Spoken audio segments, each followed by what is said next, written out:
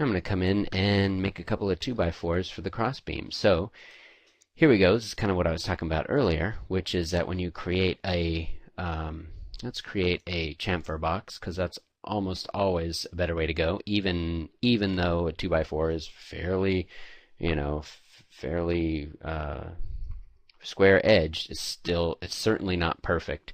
You really look at it, the edge is pretty round, so we're going to create a chamfer box. And there's a couple of ways we can do it. We can do it as we have been, which is to draw the box, and then drag and set the chamfer radius. Right, so you can do it the way we have been, but you can also create a box with keyboard entry. So this is going to be the origin of it if you want to change it away from there. And then you can change the length. So let's say we're going to make that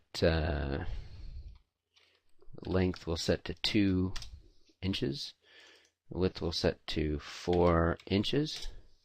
And the height we'll set to, let's say, 6 feet. And the fillet we'll set to, let's see, 1/4 of an inch. So 8/32. Since I've set the units to be in fractional 30 seconds of an inch, I can still type 1/4 and it'll figure out what that is in 30 seconds for me. So I can hit create and go to the move tool, move that out, and then I have a nice 2x4. So working in these real-world units can be very comfortable. So what we're going to do is we're going to move this 2x4 into place, and it can be a little bit tricky here. Pull that up there, and then rotate around. So hit E, rotate. So it'll show me what the rotation is. Okay, fair enough. That's good. And then I'm gonna move it back here. Okay, and then set it here. Whoops. Oh, move that way. And move it up. Well, that's fine. We can place it that way. But if I wanted to, not all telephone poles by any stretch of the imagination, these things aren't nailed on there perfect. So they're going to have a little bit of drift in the angle that they're set at. But maybe I don't want that. Don't want that to specify the drift by the bottom. By the bottom of it. It'd be a little bit more natural if I specified it around the center.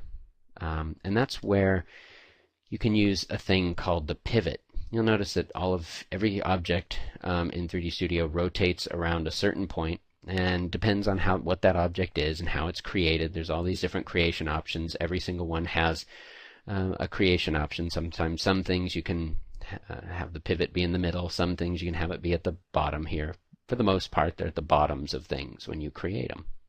You can change that pivot if you go over here to this hierarchy tab. And what you want to do is you want to click this button, Affect Pivot Only, and that will allow you to move the pivot around. So there you see 3D Studio's pivot. It's a very large pivot, I gotta say. You can see what it's doing, so I can move that around, and you can see what the object's local axes are. The object's local axis is the X is that way. The conventions still apply. The conventions to 3D Studio are as we described before. X is red, Y is green, and Z is blue. X, Y, Z, RGB. If you ever forget, you can look at the compass down here. But the pivot is the same, so X, Y, and Z. Even though our movement manipulator here is not quite lining up with those axes, doesn't matter because this is moving in world view, which may not match up. So you see that's a world view, X, Y, and Z, X, Y, and Z, but the pivot, the object's local coordinate system is this. So you can affect the pivot only like that. You can move the pivot to wherever you want it actually, and then in doing that, when you rotate that object around, you rotate it around some real goofy spot. But not useful for us right now. What we're going to do is affect pivot only, and then when you push that button, you get a few options down here.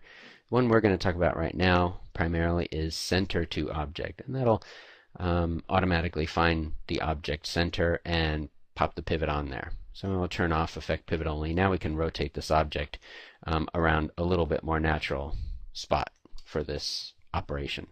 It'll also allow us to a little bit more precisely place that object in the middle of the thing.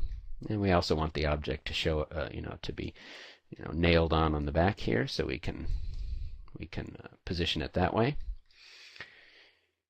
And what we'll do is look through front view and see where we need that to be.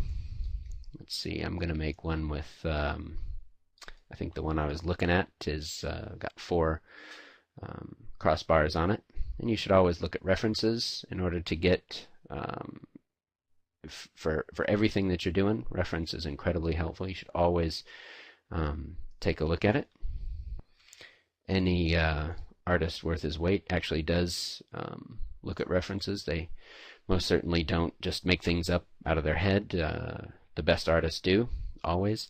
And I'm also looking at here, and I think that taper, I think it really should be about 0.5. It should be about half of what the base of the telephone pole is. So in just looking at it and comparing to my reference, I can see that it should be about that. So what I'm going to do is position this thing, put that there. It's nice and rotated, skewed a little bit, a little more natural.